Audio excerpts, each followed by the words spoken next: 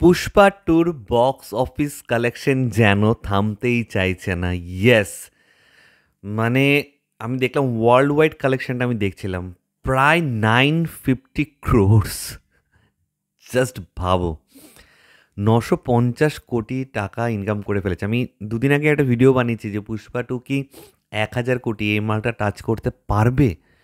আমরা কখনো ভাবতে পেরেছি যে একটা সিনেমা 1000 কোটি টাকা বিজনেস করবে?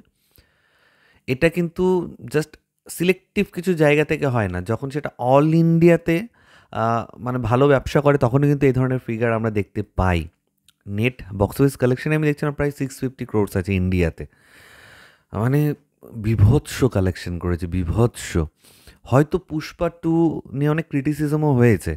অনেকে হয়তো বলেছে এটা ভালো লাগেনি, ওটা ভালো লাগেনি, গানগুলো ভালো হয়নি, গল্পটায় সেরকম স্ট্রেংথ ছিল না, গল্পটা সেরকম জোরদার ছিল না।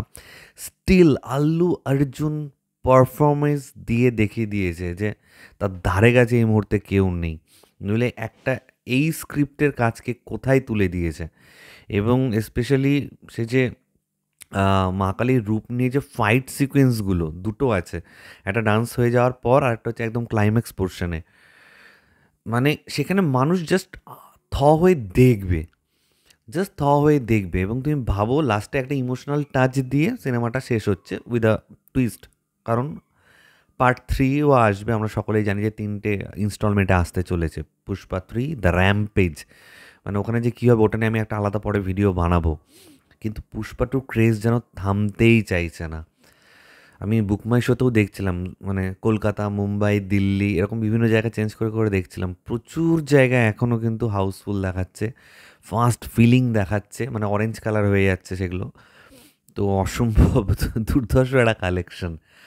এবং আল্লু অর্জুনের কথা যদি ভাবো তুমি, আমরা ছোটোবেলা থেকে তো তার সিনেমা বড় পর্দায় দেখি না, আমরা কোথায় দেখেছি? টিভিতে মাঝে মধ্যে দেখেছি, তারপরে ইউটিউবে যখন হিন্দি ভার্সানগুলো আসতো বিভিন্ন চ্যানেলে, ইউটিউবে দেখেছি। কিন্তু তার সিনেমাগুলো লোকে দেখে দেখে অলরেডি একটা অডিয়েন্স ক্রিয়েট হয়ে গেছে, এবং তাকে খালি সাউথ জোনে আটকে রাখলে ভুল বলা হবে।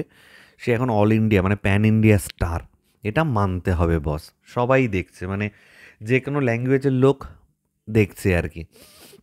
তো পুষ্পার তো আই থিঙ্ক বাংলা ভার্সনটাও আসার কথা চলছে। সেটা কেমন বিজনেস করে সেটা পরবর্তীতে দেখা যাবে। তো আমার মানে প্রচণ্ড এক্সাইটমেন্ট একটা কাজ করছে, এবং কোথাও গিয়ে মনে হচ্ছে যে পুষ্পা 3 হয়তো বেশি লেট করবে না। কারণ আল্লু অর্জুন দেখো 6 বছর হয়ে যাচ্ছে ধরো এই 3টে ইনস্টলমেন্টের পেছনে। তাকে তো অন্যান্য সিনেমাও করতে হবে, তাই না?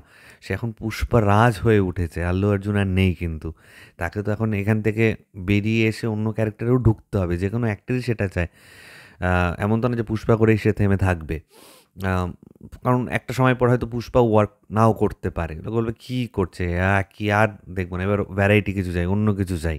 এবং আল্লু অর্জুন যেহেতু একজন এন্টারটেইনার, মানে খুব ভালো পারফর্মার, তার স্ক্রিন প্রেজেন্স অরাটাই আলাদা। তাকে ডিফারেন্ট ডিফারেন্ট রোলে মানুষ দেখতে চাইবে এর পরবর্তীতে।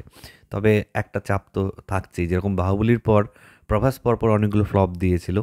পুষ্পা ফ্র্যাঞ্চাইজি শেষ হয়ে গেলে আল্লু অর্জুনের নেক্সট সিনেমাগুলো কী হবে সেটা কিন্তু দেখার অপেক্ষায় সকলে রয়েছে। তো এটাই তোমার সাথে শেয়ার করতে এলাম। তোমাদের কার কী মতামত প্লিজ নিচে কমেন্ট করে জানাও। এবং আমার ভিডিওটা ভালো লেগে থাকলে লাইক কমেন্ট শেয়ার করতে একদম ভুলবে না। চ্যানেলটাকে যারা প্রথমবার দেখছো, নিচে যে রেড সাবস্ক্রাইব বাটনটা আছে সেখানে ক্লিক করে নাও, পাশে একটা বেল আইকন আছে সেখানে ক্লিক করে অল অপশনে ক্লিক করে নাও। ঠিক আছে বন্ধুরা, ভালো থেকো সবাই, সাবধানে থেকো সবাই। Love you all, take care.